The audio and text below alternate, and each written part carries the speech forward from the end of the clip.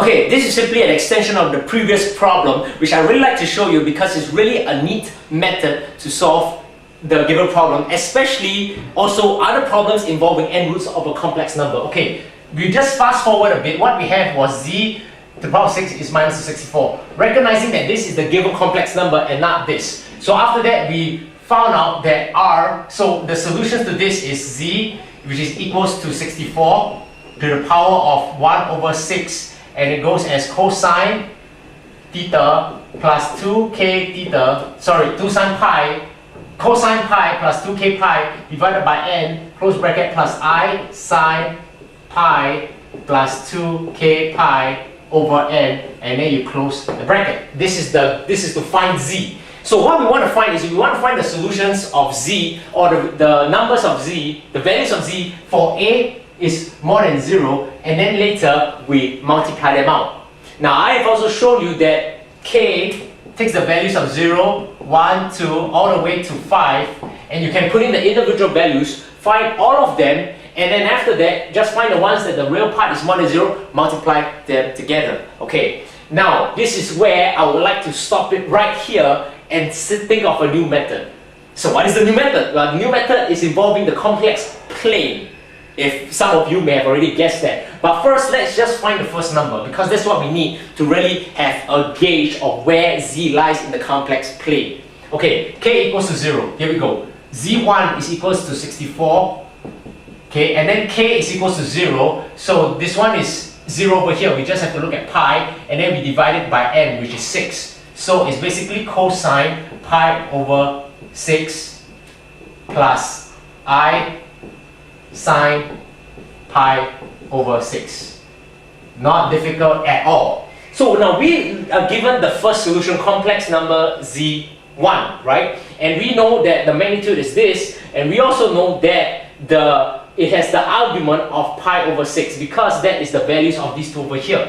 So now quickly, let's just immediately switch to the complex plane, going from the algebraic method to the complex plane method. Okay, so we want to sketch out z1, which is over here. Okay, and sorry, okay, I just resketch it a bit. It's over here. Okay, z1, and the angle here is the argument, right? Pi over 6. Okay, and the magnitude is 64, 1 over 6. Okay, there we go. Now, here comes the nice part. What do we know about the roots, the n roots of a complex number that I've shown you previously? We know that the n roots of a complex number lie around a circle whose magnitude is equal to this one here, r to the power 1 over 6. Well, let's just really understand that a bit. You see, whatever values of k we put inside here, we get different angles. I understand that.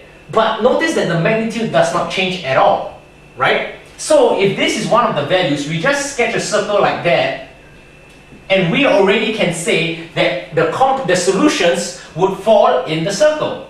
Okay, now that's a step forward, because we know that if a solution falls over at this plane over here, well, we don't need to be concerned about them, because the real part is less than 0 as opposed to more than 0. This is real, or I just put an A over here, the real part. So it's down here is less than 0. So if the solutions fall here, forget about them.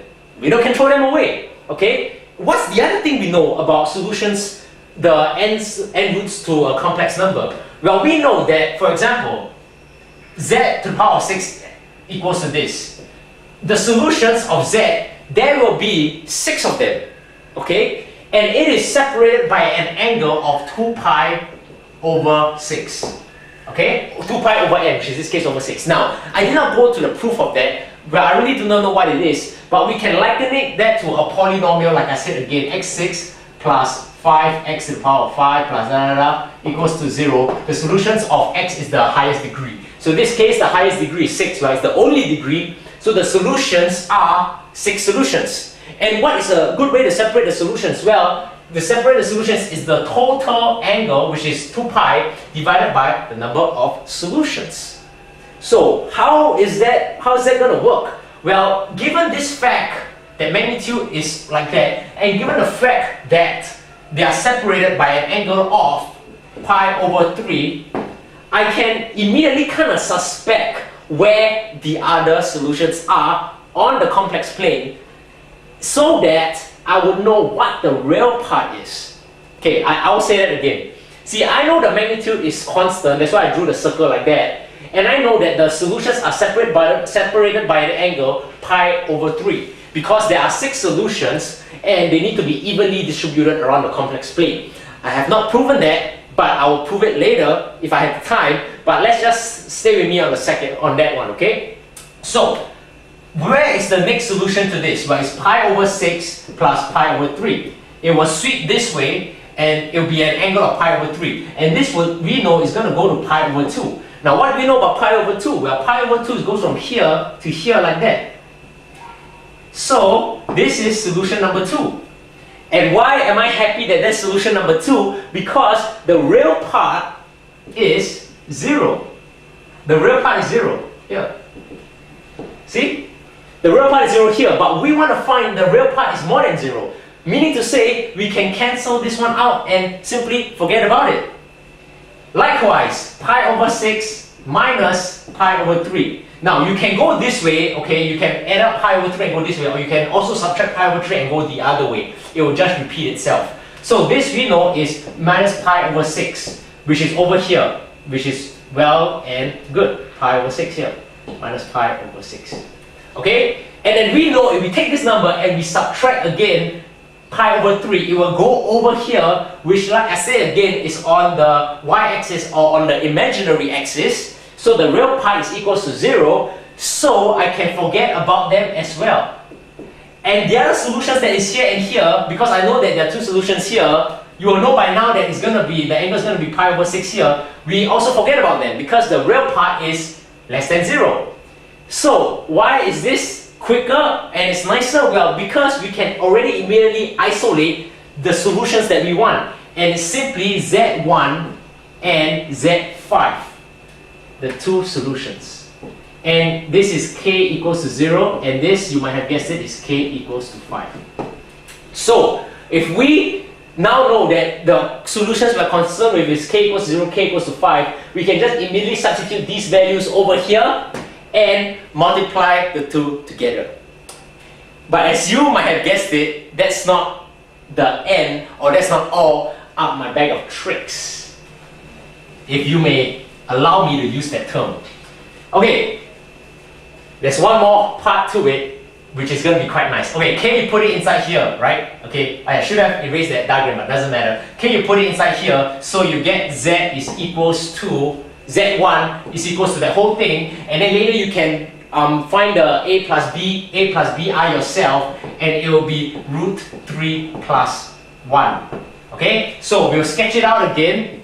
Forgive me my error. Okay, so Z over 3 is, Z1 is here. Okay, and then this one would be 1. Okay, and this one would be root 3.